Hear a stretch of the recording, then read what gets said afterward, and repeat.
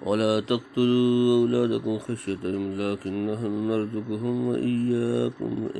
إن قتلهم كان خطأ كبيرا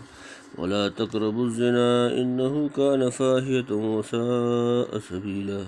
ولا تقتلوا النفس التي حرم الله إلا بالحق ومن قتل مظلوما فقد جعلنا لوليه سلطانا فلا يسرف في القتل إنه كان منصورا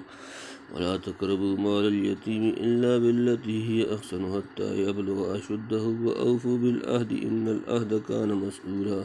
وأوفوا الكيل إذا كلتم وزنوا بالقسطاس المستقيم ذلك خير وأحسن تأويلا ولا تقف ما ليس لك به علم إن السمع والبصر والفؤاد كل أولئك كان عنه مسؤولا ولا تمشي في الأرض مرحا إنك لن تخرق الأرض ولن تبلغ الجبال طولا كل ذلك كان سيئه عند ربك مكروها ذلك مما أوحى إليك ربك من الحكمة ولا تجعل مع الله إلها آخر فتلقى في جهنم ملوما مدحورا أفأصفاكم ربكم بالبنين واتخذ من الملائكة إناثا إنكم لتقولون قولا عظيما ولا تقتلوا أولادكم خشية إملاق نحن نرزقهم وإياكم إن قتلهم كان خطأ كبيرا ولا تقتلوا نہ قتل کرو تم اولادکم اپنی اولاد خشیت ڈر املاق فلسی نحن ہم نرزقهم ہم رزق دیتے ہیں انہیں وإیاکم تم کو ان بے شک قتلہم ان کا قتل کان ہے خطأ کبیرہ گناہ بڑا اور نہ مار ڈالو اپنی اولاد کو مفلسی کے خوف سے ہم رزق دیتے ہیں ان کو اور تم کو بے شک ان کا مارنا بڑی خطا ہے بعض کافر اولاد کو مار ڈالتے تھے کہ ان کا خرچ کہاں سے لائیں گے سورہ انعام میں ایسی مضمون کی آیت گزر چکی تفصیل وہاں ملاحظہ کر لی جائے کیونکہ یہ بے رحمی کی حرکت نسل انسانی کی قطع کرنے کا موجب ہے اور ظاہر ہوتا ہے کہ ایسا کرنے والے کو حق تعالیٰ کی رضاکی پر اعتماد نہیں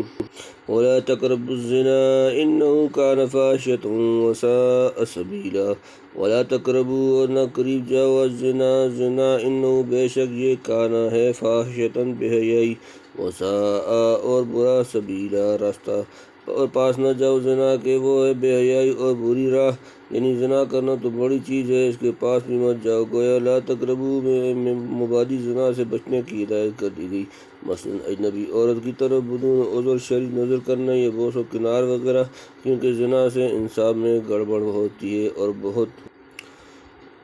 طرح کی لڑائیاں جھگڑے کھڑے ہوتے ہیں اور سب کے لیے بری راہ نکلتی ہے حضرت شاہ صاحب لکھتے ہیں یعنی اگر یہ راہ نکلی تو ایک شخص دوسرے کی عورت پر نظر کرے کوئی دوسرا اس کی عورت پر کرے گا مسند امام احمد میں ہے کہ ایک شخص نے رسول اللہ صلی اللہ علیہ وآلہ وسلم سے عرض کیا کہ مجھے زنا کی اجازت دے دیجیے حاضرین نے اسے ڈانٹ بتلائی کہ پیغمبر خدا کے سامنے ایسی گستاخی خبردار چپ رہو حضور صلی اللہ علیہ وسلم نے اس کو فرمایا کہ میرے قریب آؤ وہ قریب آ کر بیٹھا تو آپ صلی اللہ علیہ وسلم نے فرمایا کہ کیا تو یہ حرکت اپنی ماں بیٹی بہن پھوپھی خالہ میں سے کسی کی نسبت پسند کرتا ہے اس نے عرض کیا یا رسول اللہ خدا مجھ کو آپ پر قربان کرے ہرگز نہیں فرمایا دوسرے لوگ بھی اپنی ماں بیٹی بہنوں پھوپھیوں اور خالہوں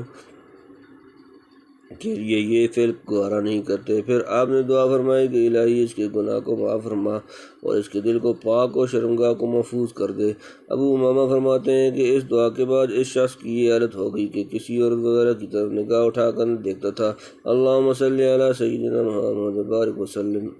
ولا تقتلوا النفس التي حرم الله إلا بالحق ومن قتل مظلوما فقد جعلنا لوليه سلطانا فلا يسرف في القتل إنه كان منصورا اور لا تقتلوا نہ قتل کرو النفس جان التی وہ جو کہ حرم اللہ نے حرام کیا الا مگر بالحق کی حق کے ساتھ ومن اور جو قتل مارا گیا مظلوم فقط جعلنا تو تحقیق ہم نے کر دیا ولی ہی اس کے وارث کے لیے سلطان ایک اختیار فلا یسرف پس وہ حد سے نہ بڑھے فی القتل قتل میں انه بے شک وہ کان ہے منصورا مدد دیا گیا اور نہ مارو اس جان کو جس کو منع کر دیا ہے اللہ نے مگر حق پر، اور جو مارا گیا ظلم سے تو دیا ہم نے اس کے وارث کو زور سو حد سے نکل جائے، قتل کرنے میں اس کو مدد ملتی ہے۔ صحیحین میں ہے کہ کسی مسلمان کا خون حلال نہیں مگر 3 صورتوں میں: جان کے بدلے جان، یا زانی، محسن، یہ جو شخص دین کو چھوڑ کر جماعت سے علیحدہ ہو جائے، یعنی اولیاء مقتول کو اختیار ہے کہ حکومت سے کہہ کر خون کا بدلہ لیں، لیکن بدلہ لیتے وقت حد سے نہ گزریں، مثلا قاتل کی جگہ غیر قاتل کو سزا دلوانے لگیں، یا قاتل کے ساتھ دوسرے بھی گناہوں کو بھی شامل کر لیں، یا قاتل کے ناک، کان وغیرہ کو کاٹنے اور مسلح کرنے لگیں، یعنی خدا نے اس کی مدد کی کہ بدلہ لینے کا حق دیا اور حکام کو امر فرمایا کہ حق دلوانے میں کمی نہ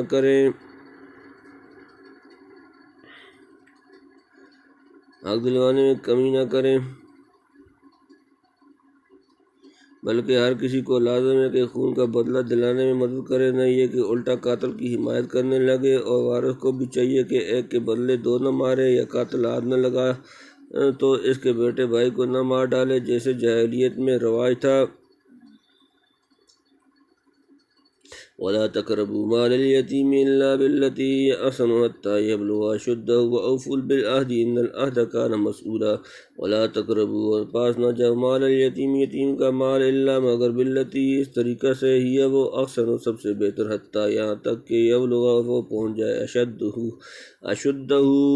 اپنی جوانی، وأوفوا، اور پورا کرو، بالعہد، عہد کو، ان بے شک العہد، عہد، کان ہے، مسئولا،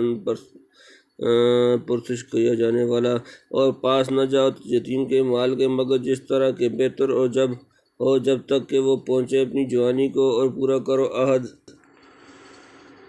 عہد کو، بے شک عہد کی پوچھ ہوگی، یعنی یتیم کے مال کو ہاتھ نہ لگاؤ، ہاں اگر اس کی حفاظت و نگہداشت و خیرخواہی مقصود ہو تو مذائقہ نہیں، جس وقت جوان ہو جائے اور اپنے نفع نقصان کو سمجھنے لگے، مال اس کے حوالے کر دو، اس میں سب عہد داخل ہیں، خود اللہ سے کیے جائیں یا بندوں سے، بشرطے کہ غیر مشروع نہ ہوں۔ حضرت شاہ صاحب لکھتے ہیں کہ کسی کو قول و قرار صلح کا دے کر وہی عہد کرنا، اس کا وبال ضرور ہوتا ہے۔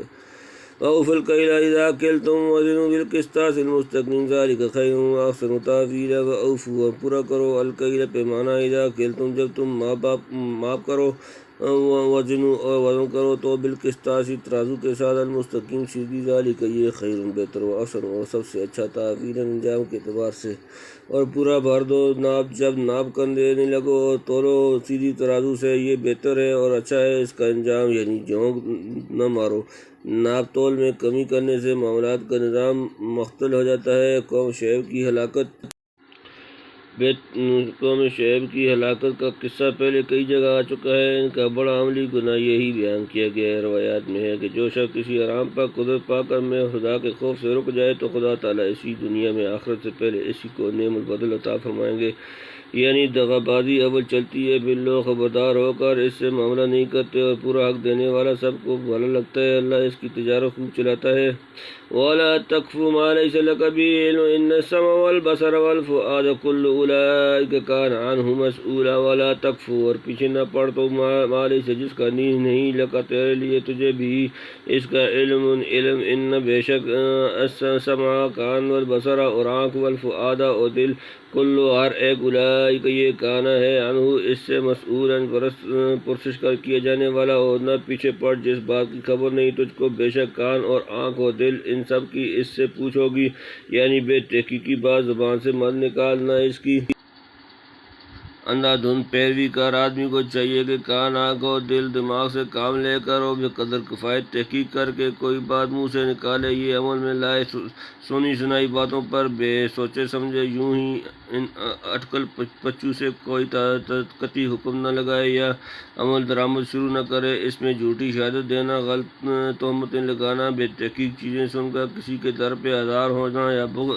عداوت قائم کر لینا، باپ دادا کی تقلید یا رسم و رواج کی پابندی میں خلاف شرع اور ناحق باتوں کی حمایت کرنا، اندیکھی یا انسنی چیزوں کو دیکھی یا سنی ہوئی بتلانا، غیر معمول اشیاء کی نسبت دعویٰ کرنا کہ میں جانتا ہوں، یہ سب صورتیں اس آیت کے تحت میں داخل ہیں۔ یاد رکھنا چاہیے کہ قیامت کے دن تمام قوا کی نسبت سوال ہوگا کہ ان کو کہاں کہاں استعمال کیا تھا، بے موقع تو خرچ نہیں کیا۔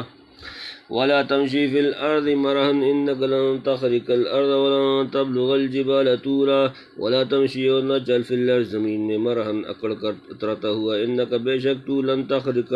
ہرگز نہ چیر ڈالے گا الارض زمین ولن تبلغ اور ہرگز نہ پہنچے گا الجبال پہاڑ طولا بلندی اور مت چل زمین پر اتراتا ہوا تو پھاڑ نہ ڈالے گا زمین کو اور نہ پہنچے گا پہاڑوں تک لمبا ہو کر یعنی متکبروں کی چال چلنا انسان کو زیبا نہیں، نہ تو زور سے پاؤں مار کر وہ زمین کو پھاڑ سکتا ہے، نہ گردن ابھارنے اور سینہ تاننے سے اونچا ہو کر پہاڑوں کے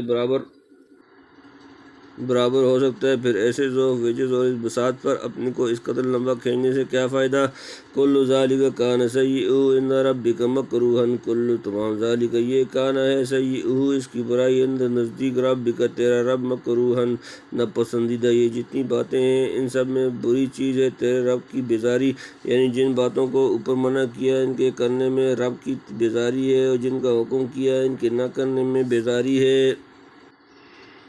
ذلك مما أوحى إليك ربك من الحكمة ولا تجعل مع الله إلها آخر فتلقى في جهنم ملوما مدحورا۔ ذلك یہ مما اس سے جو اوحا وحی کی الیک تیری طرف ربک تیرا رب من الحکمت حکمت سے ولا اور نہ تجعل بنا مع اللہ اللہ کے ساتھ الہا معبود آخر کوئی اور فتلقى پھر تو ڈال دیا جائے فی جہنم جہنم میں ملوما ملامت زدہ مدحورا دھکیلا ہوا۔ یہ ہے ان باتوں میں سے جو وہی بھیجی تیرے رب نے تیری طرف عقل کے کاموں سے اور نہ ٹھہرا اللہ کے سوا کسی اور کی بندگی، پھر پڑے تو دوزخ میں الزام کھا کر دھکیلا جا کر، یعنی اوپر جو پرمغز اور پیش بہا نصیحتیں کی گئیں یہ وہ علم حکمت تہذیب اخلاق کی باتیں ہیں جنہیں عقل سلیم قبول کرتی ہے اور جو وحی کے ضمن میں نبی امی صلی اللہ علیہ وآلہ وسلم کی طرف بلا واسطہ اور امت امیہ کی طرف بواسطہ حضور صلی اللہ علیہ وآلہ وسلم بھیجی گئیں۔ مذکورہ 12 نصائح کا بیان توحید سے شروع کیا گیا تھا۔ لا تجعل مع اللہ الہا آخر فتقعد مذموما مخذولا، سورۃ نمبر 17 سورۃ الاسراء آیت نمبر 22۔ خاتمہ پر بھی توحید یاد دلا دی گئی تاکہ قاری سمجھ کر سکے کہ تمام حسنات کا آغاز و انجام خالص توحید کو ہونا چاہیے۔ افاسفاکم ربکم بالبنین واتخذ من الملائکۃ اناسا انکم لتقولون قولا عظیما۔ افاسفاکم کیا تم نے چن لیا ہے ربکم تمہارا رب بالبنین بیٹیوں کے لیے، واتخذ بنا لیا من سے کو الملائکۃ فرشتے اناسا بیٹیاں، انکم بے شک تم لتقولون البتہ کہتے ہو بولتے ہو قولا عظیما بڑا بول۔ کیا تم کو چن کر دے دیے تمہارے رب نے بیٹے اور اپنے لیے کر لیا فرشتوں کو بیٹیاں، تم کو کہتے ہو بھاری بات؟ یعنی ایک تو خدا کے لیے اولاد تجویز کرنا اور اولاد بھی بیٹیاں جنہیں تم نہایت حقارت کی نظر سے دیکھتے، یہ بڑی بھاری گستاخی ہے۔